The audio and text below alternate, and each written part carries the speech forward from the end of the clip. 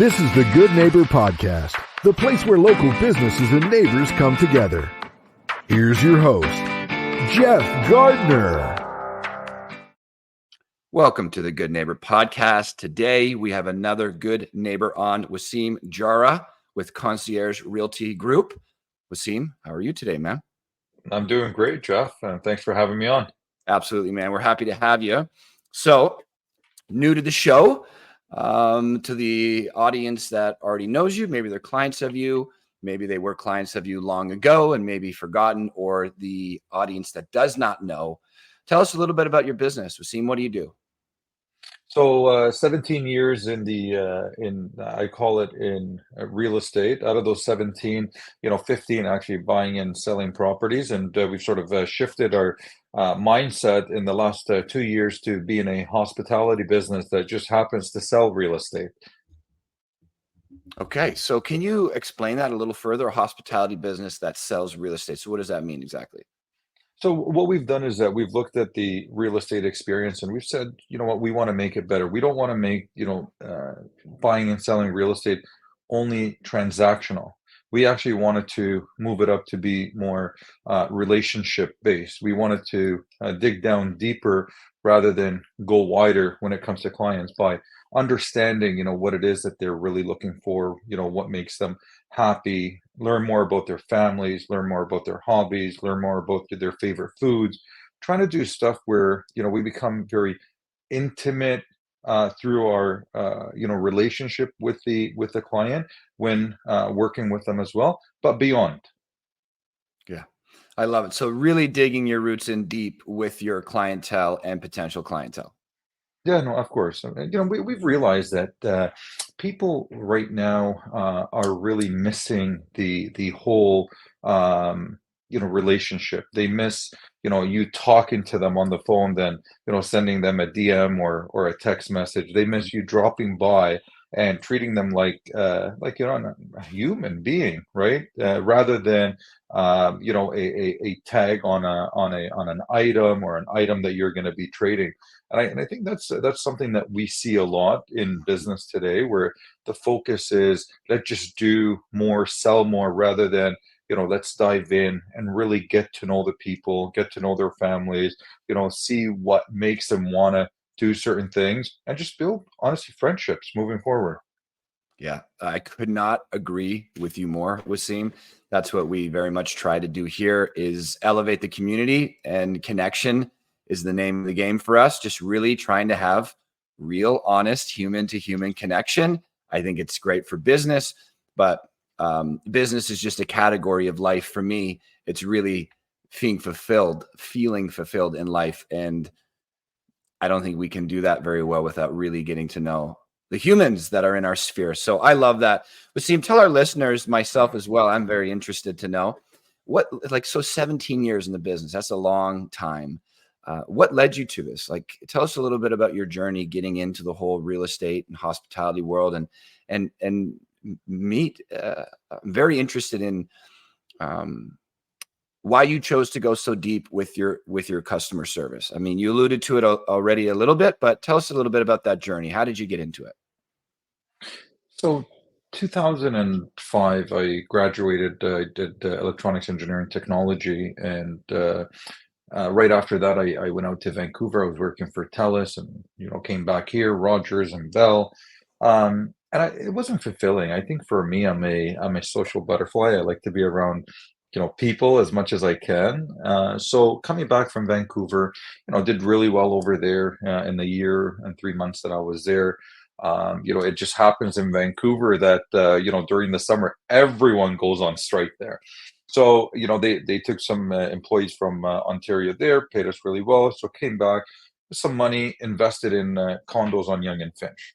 And I think as I was going through that process, I enjoyed the negotiations. I enjoyed looking at the different buildings that were going up in that area. But then I also noticed something that was very striking. I think, the relationship that I had with my real estate agent at the time Mhm. was not an enjoyable one. It was just one that, hey, sign these checks. Here are the units. See you later, right? So that stuck with me right after I left that sales office on Young and Finch, and as I continued with my the telecom job, I noticed that I was really attracted to the real estate part. So then, at the time it was much faster, to get into real estate. I mean, the bar, was very low in our business, and that's why we notice, a lot of, a lack of professionalism there Mhm. because, truth be told, to get into real estate, it's a very low bar. I know that they've tried to, make that a bit more difficult and more time for you to graduate. But having said that, while I continued the telecom, did my license, I came out, and then right away I was using my connections Mhm. to sell. I really enjoyed it.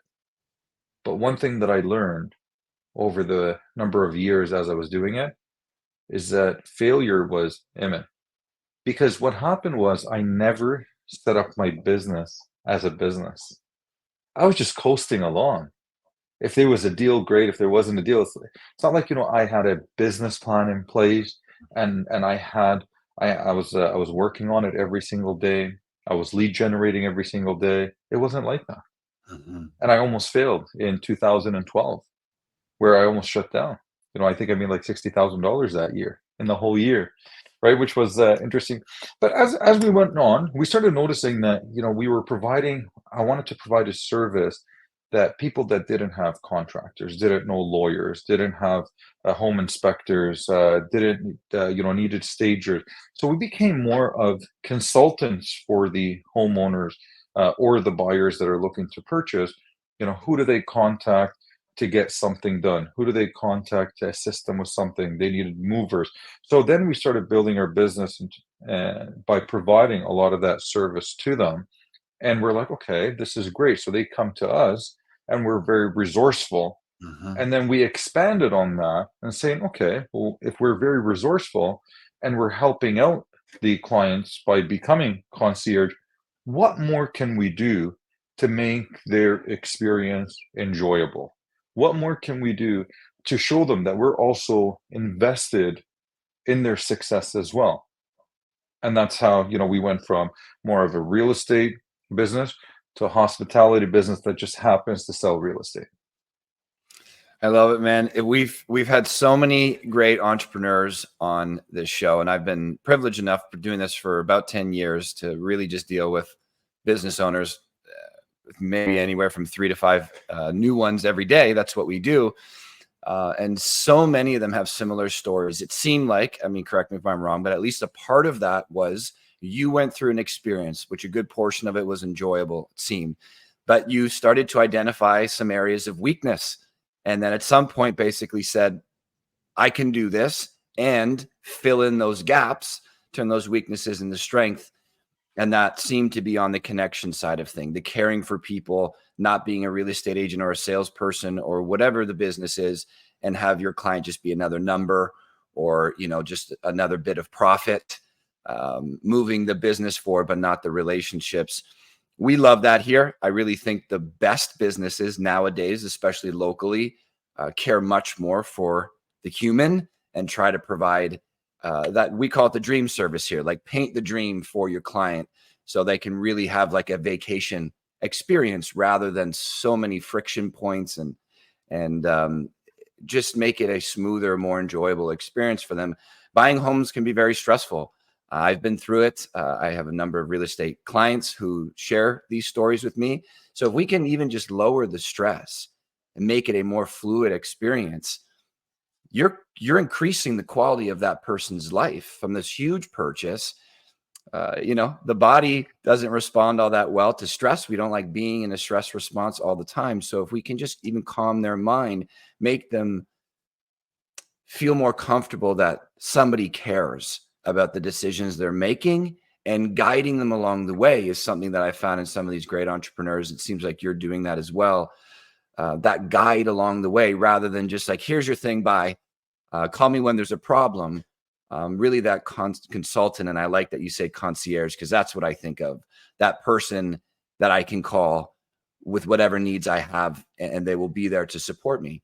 just knowing that someone is there to support you, I think, is a hell of a feeling for our clients. So I think that's a great journey. And I love that your story aligns with so many other great entrepreneurs, that you saw something that wasn't as good as it could be and you made it better.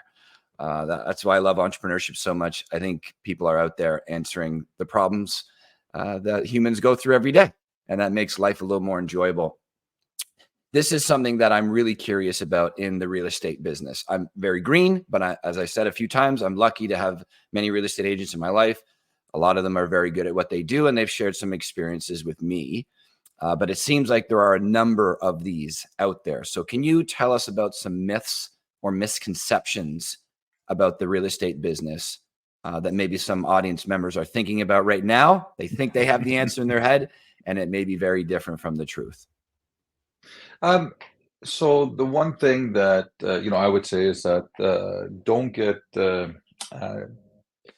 I guess don't believe everything that you see, on HGTV and on Selling Sunset and whatnot. I'm not going to share the numbers, but if you take a look at how many transactions some of the people on the Selling Sunset team did, it's well below the national average, right? Mm. So that's one thing that I'll say. The other thing is that watching social media and thinking that every real estate agent is drives a Mercedes or makes $100,000 a deal and is a millionaire.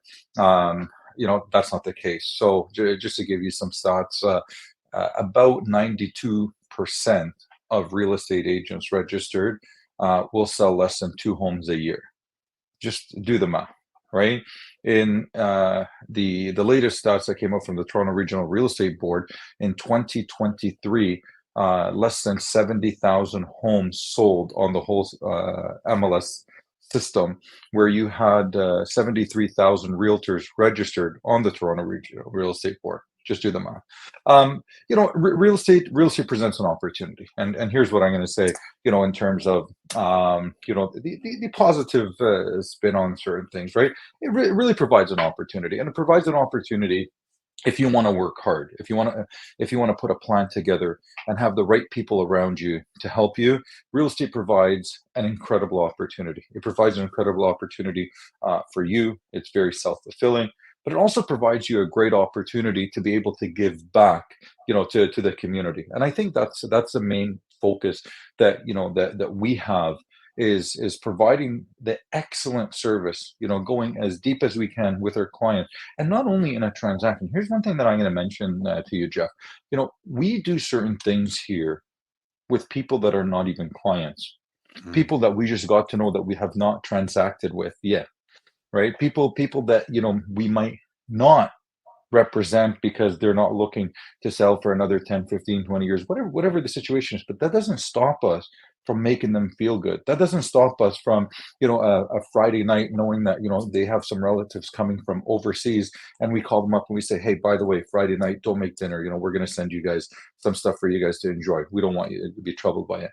It doesn't stop us that, during Christmas, we call a family that we know and we say, hey, you haven't seen your daughter in a couple of years because she's in the UK, right? So we're going to bring her home for you guys because of their financials doesn't allow for it.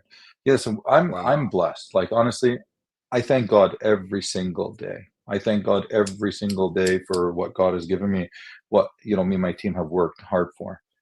But I'll never forget where I came from. The what I have right now is not something that is mine. I'm entrusted with it. Yeah. I'm entrusted with it by God to say that, Wasim, I've given you this. I just want to see what you do with it. And if you do well with it, I'll give you more to do more good. And this is the mindset that I do. Everyone on my team, no one can work at Concierge if they don't come from a mindset of abundance, a mindset of giving back. The commission amount for us is irrelevant. It's more that, yes, you need money to be able to live. Of course, this is a business at the end of the day.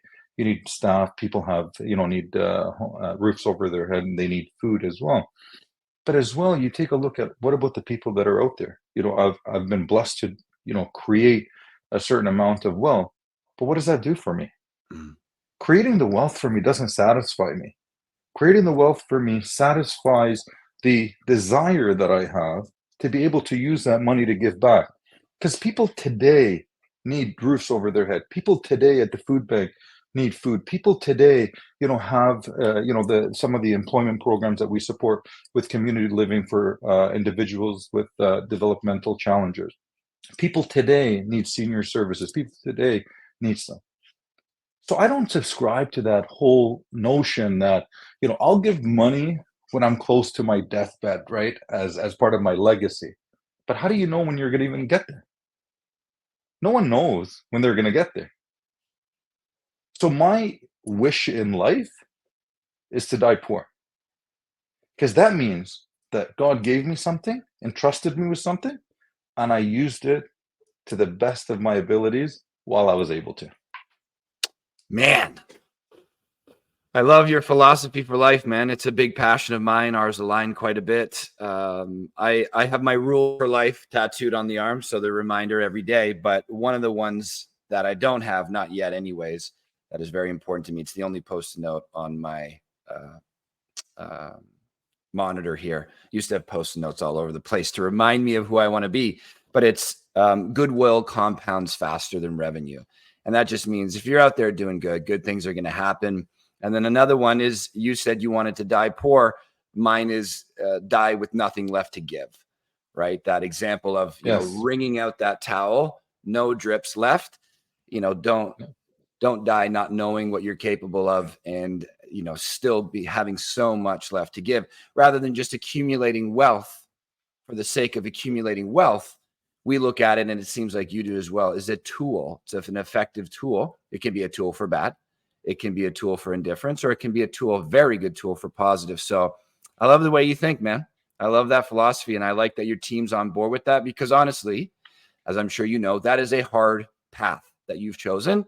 And the easier path is chosen quite a bit. It's a popular path, but the one you've chosen, certainly mine aligns with it. It's an extremely rewarding path. And it seems like nothing has fueled me more than my impact on other people. When I was always self-serving, which I've certainly had those chapters in my life, it really felt like a grind, like that idea of, grinding when people talk about it online. It seems much more of a fluid flowing process when you're just thinking about who's the next person I can help, because it also helps you too, right?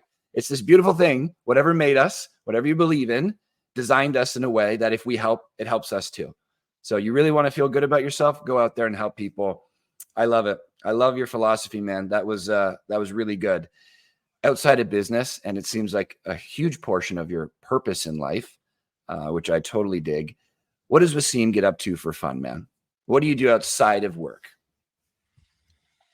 So I sit on a number of boards. I like to give back that way, and do a lot of work with government, right? So the more of the government work is also related to my work with the Ontario Real Estate Association. So it's sort of an extension of work. But I honestly I look at that as what I do for fun, because I really enjoy that social climate around politics. But I think the most important thing is centered around the family. And so I have three kids. God's blessed me with three kids, 16, 14, and 3 years old. So between the kids and my wife, spending as much time as we can.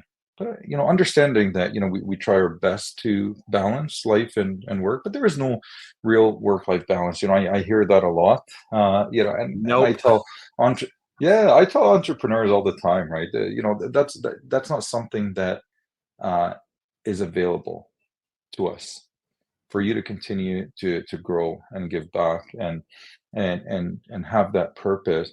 It's very hard to find that balance, but you have to try your best. So I attend all my kids sporting activities. I spend a lot of time with my little guy as well. Me and my wife do our thing, try to find as much time as we can to do our thing as well. So we travel and spend time with friends. But I think the social butterfly in me is that I like to attend a lot of events. So that's where you'll find me. And a lot of people tell me, they're like, man, I really don't know how you do it. Like, how do you find the time? And to be honest with you, I have a lot of free time as well. But it just people see that I'm very engaged Mm. in so many different things. But for me, it's like I really don't feel it. Like it's part of, I think, like, my DNA, like, my fabric, the nucleus. Mhm. I love it. Yeah. It's great, man. It seems like the people, at least from my experience, I've been lucky enough to have some really great mentors in my life. And again, so many people like yourself helping me carve out my own path and working together. But it seems like when I ask people, what do you do for fun? And it's all one thing. Business is fun because I'm giving back there. Family is great because those are the loves of my life, but we're giving and taking. And then the boards that you're on and all these other things seem to be when people find their purpose, they mold their work and their whole life into that rather than going to your 9 to 5 and really not liking that. It doesn't have to be 9 to 5, but that stereotypical example that I'm giving, and then going back home for all the fun. You can make it all enjoyable. And it seems like a key ingredient is giving back to other people. But I love that you said balance is a fallacy. I believe that word, I think, is the incorrect word. We use harmony over here. I think of an orchestra. Not all instruments are played the exact amount of time equally like it would be if it was in balance, but they're still in harmony. Running your own business could take 40, 50, 60, 70 hours a week. You just don't have that amount of time left to spend the exact same amount of time in the gym or having your fun activities and with your family. So I like using the word harmony that was passed on to me many years ago. And it's like, what chapter of your life are you in? Maybe there's that retirement period where it's all family or more family, less business. So I appreciate you sharing that with us. One of my favorite questions, especially in this day and age, you either look at the news cycle and it's all negative almost all the time, a lot of negative. And then you look on our social media feeds and it's like polished, right? It shows the perfection in our lives when I don't know what perfect looks like, sometimes even edited in a way to exaggerate it or exacerbate that polished, sterling look. And when people go on there, they'll often go on there, maybe feeling uncomfortable or not great about themselves. And then they see all these perfect people online and they just look at it and say, I don't resonate with this at all. How can so many people's lives be perfect? So we like to be a little bit more real here, the real human experience. And through that, we found so much growth and contentment in sharing our hardships with one another, as I think life is challenging. But if you meet those challenges, you really find out what you're capable of. So if you're comfortable, I think it would be great to share some trials and tribulations, some challenges that maybe when you went through, maybe sucked, but when you look back, you say, I wouldn't remove that if I could go back again because it helped make me who I am today. So one thing I'll start off with is that I don't regret anything, and I don't dislike anything that I went through. I think everything that I went through from, I guess the moment that I was born to where I am today has shaped me in one form or another. And I think that I try to spend most of my time looking ahead instead of looking back. And that's one thing that people need to sort of like realize in terms of focusing on the positivity is that I don't look at what happened. I can't change that. But what I do all the time is that I take a look at that to learn from it, for it to be a reminder for how I want to shape things for me and my family and my business moving forward, and even in my community. See, everything that's happened in our lives is a lesson, but it all depends on how you want to look at it. We can sit back and sometimes, sharing now, getting a bit more personal. Like there are times that, I just want to crawl up in a little corner and cry because, things suck, right? That happens. Life is challenging, Mm-hmm. but how we view it can also help us get through it as well. How we view it can also help us propel forward and to be able to be there for others as well. So has it always been, like on my social media or how people see in the community? I'm always in a suit. Always seem as $1 million. He looks a million. He's got the perfect family. No, no, no. We all have faults. We all have issues at home. We all have issues with our kids. We all have issues with our businesses. We all go through, issues with money, and we all go, with have issues with self-confidence. We always have issues with motivation. We all have issues with, looking outside and being like, it's dark right now. I don't feel good. It's okay. It's okay to not feel good. It's okay to have problems. It's not okay to stay there. Mm. It's not okay to not work on those problems to make them better. I don't have a perfect life whatsoever. Right? I don't. And nor should I. And I don't even know who can define what a perfect life is. I can't. I love my life. That's one thing that I'll say. I really love my life and I learn from it. And there's ups and downs all the time. But there should be ups and downs all the time because we always need to be reminded of, those downs to also propel us forward, but also it allows us to share the stories with others that are going through it. Like if my life was so perfect, and if I was so perfect and I had an endless amount of money and stuff, how can I relate to other people and what they're going through? Yeah. How do you have that empathy towards others? How can you understand, like when you're talking to someone and say, you know what, going to the food bank. I remember when I used to live in Calgary, grade 4 in Falconridge school there. We didn't have money. We used to live in Calgary housing, and we didn't have money. So I remember going to school, and during lunch they would give us a what are they called, rice crackers, Mm. and they put peanut butter on it, and then that's what I would have for lunch because we didn't have money. So I all those right now I look at it, I'm like, that's I think what makes me the person that I am today is because I never stopped looking at where I came from. And I always go back to where I came from. When I go to Calgary to visit cousins that are still there, I always drive by 309 Falconridge every single time. I've left there about 24 years ago. And every time I go there, I drive by 309 Falconridge because it's a constant reminder. Or when I go to Lebanon, working with the people over there. So that's where I'm originally from, working with the people, understanding, that money is very tight right now there and people need help. Or going to the food bank, or helping out to Black kids every single year with scholarships as part of the Wasim Jarrah Business Excellence Award. I know how challenging it is for families to put their kids through university right now. Mm-hmm. And God's given us an opportunity to play a role in everyone's part, because playing a role in everyone's life right now helps me Mm.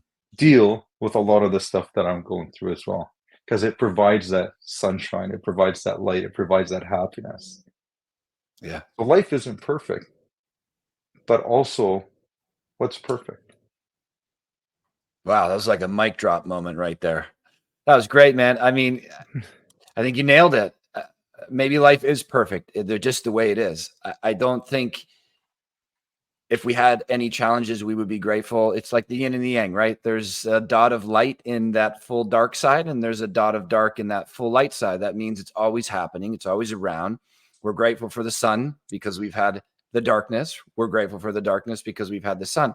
So I think it's supposed to be ever changing like that. I think life is not supposed to be a very linear trajectory on your way up. I think it's supposed to be clumsy and fumbling human beings evolving and figuring out where we stay in where we find our path in life. And I love the way you look at life, man. That's yeah, that was a really good share. I appreciate that. Thank you. What is one thing you wish the listeners knew about your business in particular, Concierge Realty Group? One of the things that we focus on is that we're an extension of the community, and concierge is basically this. If I was to summarize it in one sentence: sign here, and we take care of everything else. We're extension of the community. We're there to not only grow our business, but also to grow the community. Mm-hmm. Well said. Easy, understood. Growing with the community, giving back and putting out great work for people to build great relationships. I love it. This is my secret question. I don't put in the questionnaire for a reason. I don't want people to script it. Sometimes people have their answers all laid out, and we try to have as much of a candid conversation as possible. So it seems like you are a philosophical person. You've obviously done some deep thinking. It seems like that to me. I really enjoy that side of life as well. I think it gives me a broader understanding of humanity, maybe what we're here for, a little bit better understanding about purpose and how powerful it can be. But I look at it as this: being a son, being a boyfriend, being a friend, being an entrepreneur. There are categories of life, but the game that I am playing is the game of life. And I think we can construct our life to a pretty good extent how we want to live it out. So as I said before, I've been very lucky to have some great mentors in my life, and they have planted these seeds in me to think about my impact. Like if you don't know how long you're going to be here, I can never know that date. So they've taught me to taught me the benefit of thinking about what has been my impact in the past, what is my impact right now, what is my impact going forward. So I really like to ask our guests on the world. Sometimes that's too big for some people, but that's really what we're doing. That ripple effect will branch out way beyond our vision, I believe, good, bad, or indifferent. So I really like to dig into the minds of our guests and ask them, what impact are you trying to leave on your world, your community, your family, whichever one you choose? When